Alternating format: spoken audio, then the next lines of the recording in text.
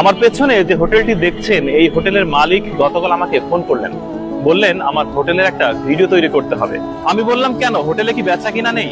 তিনি বললেন বেচা কিনা খুব ভালো, কিন্তু আমি যে ধরনের কাস্টমার চাই সেই কাস্টমারের সংখ্যা অনেক কমে গেছে। আমি খুব অবাক হলাম। আমি বললাম কেমন?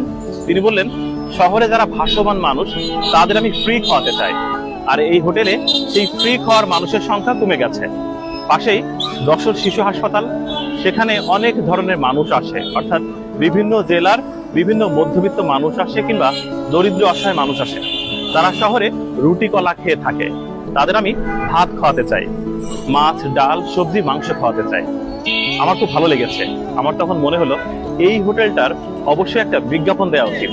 হোটেলটির অবস্থান হচ্ছে যশোর নিউ মার্কেট, একদম খাজুরা স্ট্যান্ড এবং যশোর শিশু হাসপাতালের ঠিক অপোজিটে।